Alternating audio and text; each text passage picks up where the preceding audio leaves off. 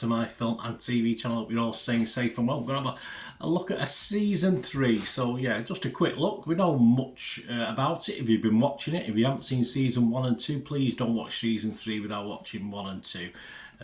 Well worth the effort, well worth going back. If you have to watch season 3, I mean, I've done things like that. I used to go when I was a kid. I used to go and we were allowed in the cinema. I used to end up watching the end of one film, and then obviously I watched it all the way through again. So I used to see the ending before the film. But a lot of films we used to watch time and time again anyway, so it didn't really make a lot of difference.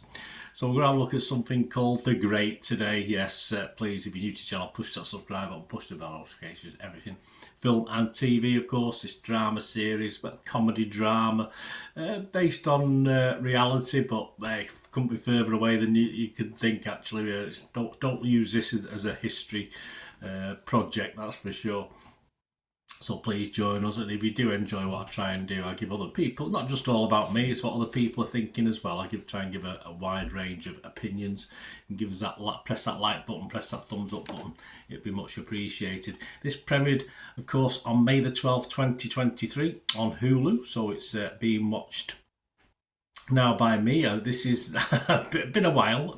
This is now August the 7th as I'm recording this, so it took me a little while to get round to watching all of the 10 episodes, but I'm glad I did. Just other things happen, don't they? You can't always do it.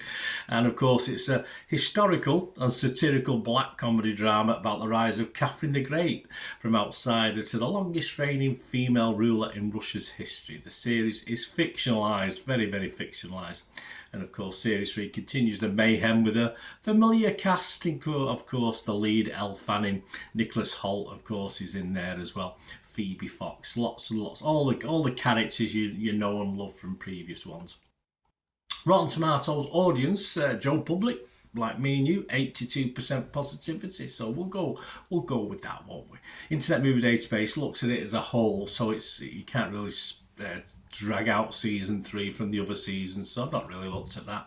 But if you look at the season 3 as far as the critics are concerned, on Metacritic, just 6 reviews have been put together for season 3, and it's scoring 87 out of 100, so very similar to the audience figures, no difference there. On Rotten Tomatoes, it holds an approval rating of 100%, but that's only based on 11 reviews, but an average rating of 8.1 out of 10. So again, we're all in the 8s, aren't we, on this one? Hugo Rifkin, he's from the Times here in the UK. He said, Hoult is tremendous in The Great, vile and charismatic, channeling much the same vibe you might expect if Hugh Grant was starring in a whimsical romantic comedy about Pol Pot. I will wait to see what happens with that one, but I think to single out Hoult is fair enough, but it's just a great cast for me. Everyone contributes. Nick Hilton from The Independent said, the third instalment in the saga of The Great has history as its most horrible and most enjoyable, as Peter himself might say, after a large plate of pheasant in grape sauce. Huzzah! Yeah, of course. Nick Shager from the Daily Beast. It's yesteryear reimagined as a theatre of the absurd, and all the more winning for the way in which its ridiculousness is rooted in enduring personal, social and political dynamics. And the consensus on Rotten Tomatoes, which as you can see is fairly positive. While life in the Russian royal court remains nasty and perilous, The Great is still genuinely great with its acidic absurdity and uniformly wonderful performances. I couldn't sum it up better myself, guys. And just before we go, I will try and sum it up just a little bit. 3 series. It's as good as ever for me. I love this. I'm looking forward to season 4. As I said, it pushes the realms. All right, the sex is now a little bit throwaway. Obviously, it wasn't shocking in season 1, but it was quirky and unusual, and now it's just part of the script in theory. There's nothing overly untoward in it. It is what it is. Great characters. I just can't wait for another series that I thoroughly enjoy.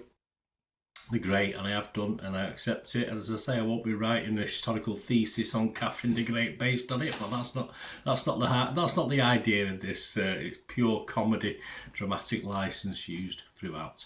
So if I was rating it, Rotten Tomatoes, it's got to be a fresh again.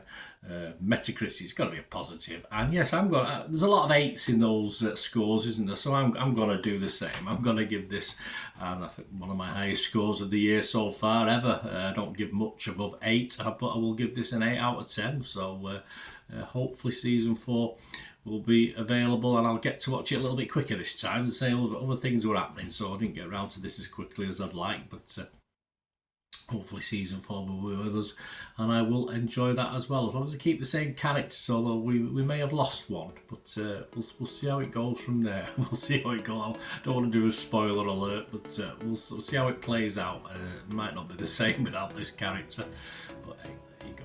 Thanks for watching, guys. Until we meet again, that's one thing, don't I? Please stay safe, everyone. Bye for now.